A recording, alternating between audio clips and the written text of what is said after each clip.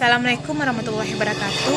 Perkenalkan kami dari kelompok 7 mata kuliah akuntansi sektor publik yang beranggotakan Endang Gusnita, Nelda Hayati, Yani Safitri, dan Pelangi Sukma. Saya sendiri akan menjelaskan tentang pengukuran kinerja.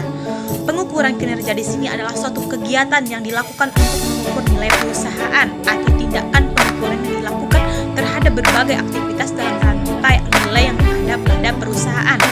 Nah, juga ada tujuan yang manfaat dari pengukuran kinerja. Tujuan yang pertama yaitu untuk mengetahui tingkat ketercapaian tujuan organisasi. Yang kedua, menyediakan sarana pembelajaran pegawai. Yang ketiga, untuk memperbaiki kinerja periode-periode berikutnya. Yang keempat, memberikan pertimbangan sistematik dalam pembuatan keputusan, pemberian penghargaan dan dukungan. Yang kelima, untuk memotivasi pegawai. Yang keenam, menciptakan akuntabilitas publik. Manfaatnya di sini juga ada. Yang pertama, menguji kinerja terhadap harapan pelanggan sehingga akan membawa perusahaan lebih dekat pada pelanggan dan membuat seluruh orang dalam organisasi terlibat dalam upaya memberi kepuasan kepada pelanggan. Kedua, memotivasi pegawai untuk melakukan pelayanan sebagai bagian dari mata rantai pelanggan dan pemasok internal. Ketiga, mengidentifikasi berbagai pemborosan sekaligus mendorong upaya-upaya pengurangan terhadap pemborosan tersebut atau disebut dengan reduction of waste. 4. Membuat suatu sasaran strategis yang biasanya masih kabur menjadi lebih konkret sehingga mempercepat proses pembelajaran organisasi. Yang kelima, membangun konsensus untuk melakukan suatu perubahan dengan memberi reward atau perilaku yang diharapkan tersebut. Assalamualaikum warahmatullahi wabarakatuh. Perkenalkan, saya Nesa Fitri. Saya akan melanjutkan presentasi dari kelompok kami tentang asal-usul kata kinerja dan kata indikator, pengertian indikator kinerja, dan tipe indikator kinerja. Kata kinerja berasal dari kata job performance yang berarti prestasi kerja atau prestasi sesungguhnya yang dicapai oleh seseorang atau organisasi. Adapun kata indikator secara bahasa berarti sesuatu yang memberikan petunjuk atau keterangan. Jadi, dapat didefinisikan sebagai alat ukur atau petunjuk yang digunakan untuk mengukur derajat keberhasilan organisasi dalam mencapai tujuannya. Selanjutnya yaitu tentang tipe-tipe indikator kinerja. Tipe indikator kinerja terdiri dari angka dan satuannya.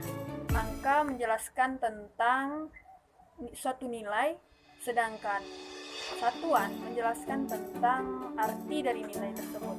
Sekian penjelasan dari saya. Poin selanjutnya akan dijelaskan oleh rekan saya. Kepada Endang, disilakan. Assalamualaikum warahmatullahi wabarakatuh. Saya Endang Gusnita. Saya dari kelompok 7. Di sini saya akan menyampaikan materi tentang syarat dan manfaat indikator kinerja. Yang pertama, syarat indikator kinerja. Syarat indikator kinerja ini ada 3. Yang pertama, relevan. Yang kedua, penting atau menjadi prioritas. 3, efektif dan layak. Nah, yang pertama, relevan. Indikator kinerja ini harus berhubungan dengan apa yang diukur dan secara objektif dapat digunakan untuk pengambilan keputusan atau kesimpulan tentang pencapaian apa yang diukur.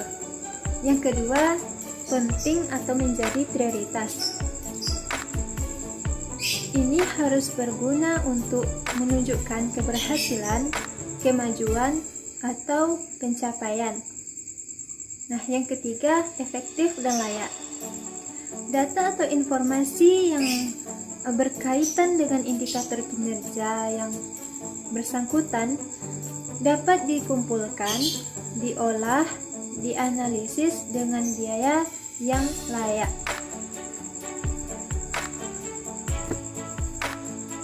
Kemudian yang kedua, ada manfaat indikator kinerja. Manfaat indikator kinerja ini ada 5. Yang pertama, kejelasan tujuan organisasi. Yang kedua, mengembangkan persetujuan pengukuran aktivitas.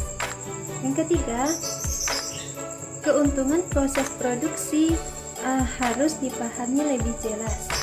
Keempat, tersedianya pembandingan kinerja dan organisasi yang berbeda. Kemudian yang kelima atau yang terakhir, tersedianya fasilitas, setting of target, untuk penilaian organisasi dan individual manager sebagai bagian dari pertanggungjawaban organisasi kepada pemilik saham. Assalamualaikum warahmatullahi wabarakatuh. Perkenalkan, nama saya Nelda Hayati. Saya berasal dari kelompok 7. Baiklah, saya akan mempresentasikan tentang bagaimana sih cara menyusun indikator kinerja. Ada 3 langkah yang akan kita lakukan dalam penyusunan indikator kinerja. Yang pertama, kita harus menyusun strategi dalam penyusunan indikator kinerja ini. Kenapa? Karena hal tersebut adalah dasar dari pembuatan indikator kinerja.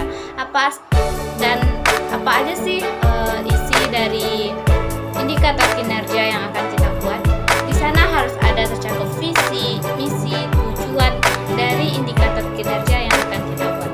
Nah, setelah strategi telah kita buat, selanjutnya kita harus mengumpulkan data informasi yang akan menolong untuk membuat indikator kinerja tersebut menjadi lebih efektif dan lebih efisien. Setelah indikator data informasi sudah kita ambil dengan baik dan akurat tentunya informasi tersebut, selanjutnya langkah terakhir yaitu kita harus melihat dan mencari masalah mana yang relevan dan efektif yang keberhasilan dari indikator kinerja tersebut dapat lebih memungkinkan. Nah, disinilah peran kita untuk melihat, mengidentifikasi masalah mana yang lebih memungkinkan, masalah mana yang lebih berhasil, keberhasilannya itu lebih besar dari masalah atau tujuan indikator kinerja lainnya.